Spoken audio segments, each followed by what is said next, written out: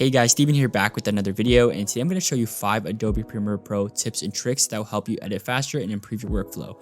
I just made a video on this for Photoshop as well as Lightroom, so if you guys want to check that out, it'll be in the description. And if you guys want a part 2, make sure to comment below. If you guys enjoy this video, make sure to hit the thumbs up button, and with that being said, let's get straight into it.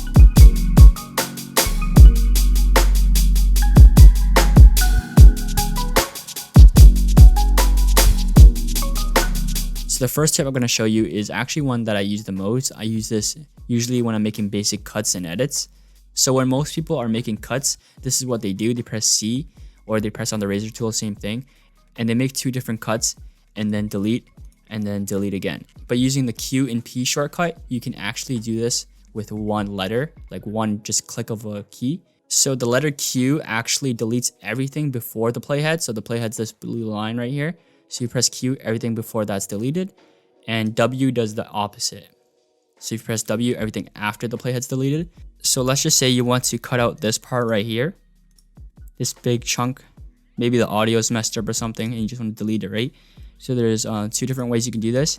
You can make a cut at the beginning of where you want to cut, or the end. So if you do it from the beginning, you can just go to the end and press Q, and then it's deleted. Or you can do the opposite, and you can do it from here, so cut the end, and then press W. Typically I do the first option and I do this.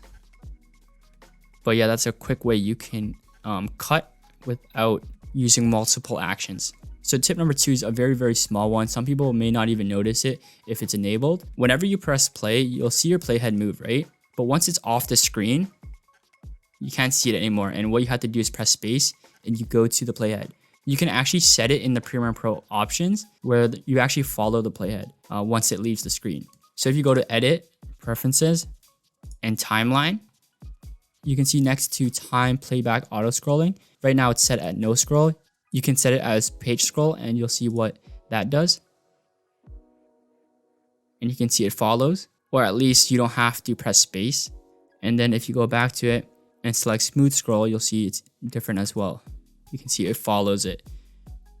So I find it most helpful to put it as smooth scroll, but it's up to you as well, like whatever is easier for you. So tip number 3 is creating presets. A lot of people know you can create presets for color grading and stuff like that, but you can actually create presets for transitions as well as motion. So if you click on this clip, press Effect Control, and let's just say we want to make a simpler preset for zooming in. So let's just say the scale is 100 and we want to scale into 113.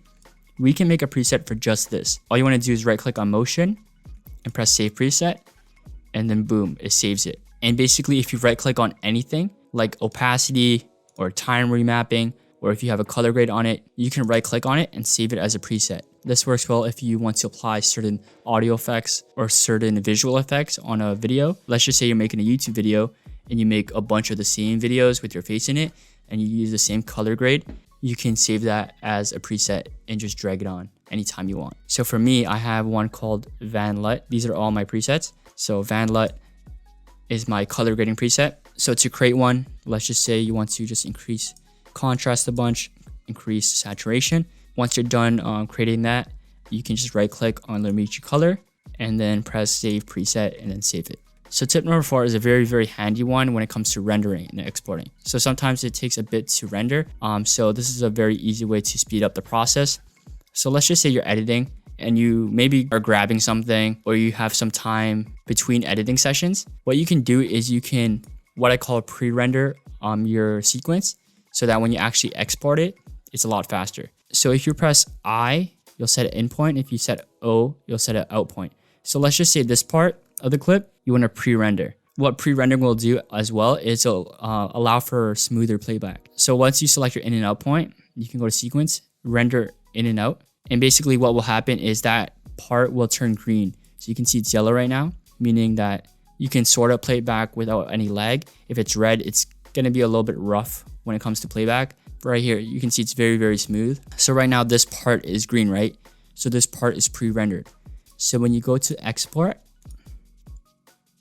and go to media, make sure to select use previews because you won't have to render out those areas again once you actually export it. And another tip when it comes to exporting is you can actually press Q, which will open up Adobe Media Encoder, and you can actually export in another program while you're still editing in Premiere Pro. The last tip I have for you is a very, very specific one, and it's creating crop lines. A lot of people like to download PNGs of crop lines on Google. That's what I used to do, but what you can actually do is use the crop effect right here, and we can drag it on. So typically I set it at 12.5. So let's just say we want crop lines at the top and bottom. We can do that, and boom. Very, very easy. You don't have to download anything. It's a very simple one, but I didn't really think about it until recently. You can do it on the side as well. Let's just say you want to make one of those old looking videos like this. You can do that as well. So that's a small tip I have. So yeah, if you guys enjoyed this video, make sure to hit the thumbs up button. Comment below if you want part 2. And with that being said, my name is Steven, and I'll see you in the next one.